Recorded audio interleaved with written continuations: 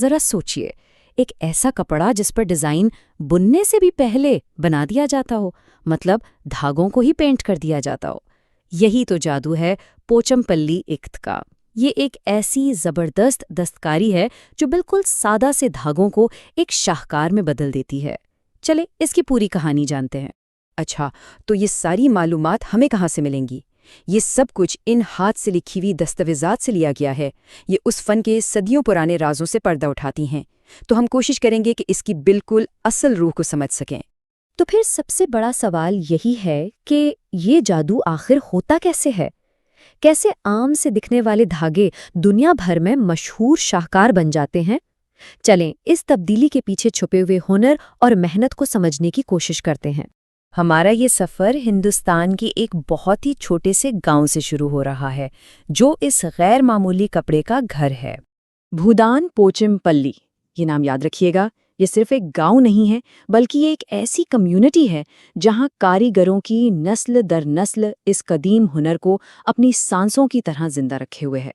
تو اب آتے ہیں اس راز کی طرف جو اس کپڑے کو باقی سب سے بالکل الگ بنا دیتا ہے۔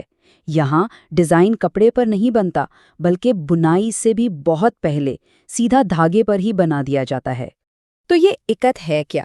بہت ہی سیدھے الفاظ میں یہ وہ فن ہے جہاں ڈیزائن کپڑے پر نہیں بلکہ بننے سے پہلے ہی دھاگے پر اتار دیا جاتا ہے، اور یہی ایک چیز ہے جو اسے باقی سب سے بالکل منفرد بناتی ہے۔ یہ سارا عمل بنیادی طور پر 3 مراحلوں میں ہوتا ہے۔ سب سے پہلے ڈیزائن کے حساب سے دھاگے کے کچھ حصوں کو مضبوطی سے باندھا جاتا ہے، پھر ان دھاگوں کو رنگ دیا جاتا ہے، اور آخر میں جب یہ بندشیں کھولی جاتی ہیں تو دھاگے پر پہلے سے سوچا ہوا ڈیزائن ابھر آتا ہے جو اب بنائی کے لیے بالکل تیار ہے۔ اور یہاں ایک بہت ہی دلچسپ بات ہے، کپڑے کی قیمت کا فیصلہ اصل میں بنائی سے پہلے ہی ہو جاتا ہے۔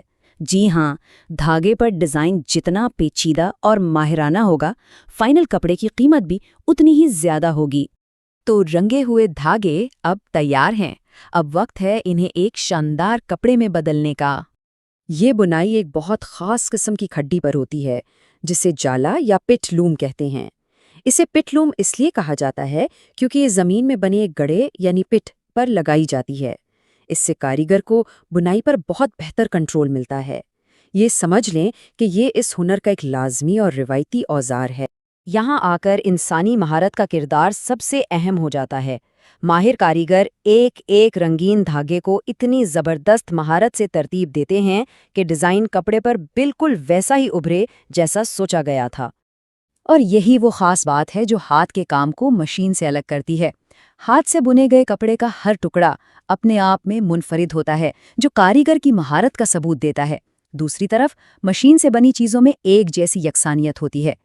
تو یہ صرف ایک کپڑا نہیں ہے، بلکہ یہ ایک پورا ثقافتی ورثہ ہے جسے آج کی جدید دنیا میں حفاظت کی سخت ضرورت ہے۔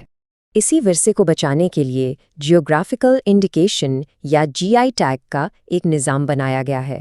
یہ ایک طرح کی گارنٹی ہے، جیسے شیمپین صرف فرانس کے علاقے شیمپین سے ہی آ سکتی ہے، بالکل اسی طرح اصلی پوچم پلی ایکت صرف اور صرف اسی علاقے میں بن سکتا ہے۔ یہ اس کی پہچان اور کوالٹی کی ضمانت ہے۔ اور یہ جاننا بہت اہم ہے کہ پوچم پلی ایک طرح ہندوستان کی تاریخ کی وہ پہلی ہینڈلوم ساڑی تھی جسے یہ خاص اعزاز دیا گیا۔ یہ بات خود اس کی غیر معمولی ثقافتی اہمیت کو ثابت کرتی ہے۔ اس فن کو زندہ رکھنے میں صرف انفرادی کاریگر ہی نہیں بلکہ کوآپریٹو سوسائٹیوں کا بھی بہت بڑا کردار ہے۔ یہ سوسائٹیاں انہیں سستے داموں خام مال دلانے سے لے کر تیار مال کو بیچنے تک ہر قدم پر ان کی مدد کرتی ہیں۔ تو آخر میں ایک سوال ذہن میں آتا ہے کہ آج کی اس تیز رفتار فاسٹ فیشن کی دنیا میں جہاں ہر چیز تیزی سے بدل رہی ہے، ہم اس طرح کی صدیوں پرانی قیمتی دستکاریوں کو آخر کیسے بچا سکتے ہیں اور انہیں آنے والی نسلوں تک کیسے پہنچا سکتے ہیں؟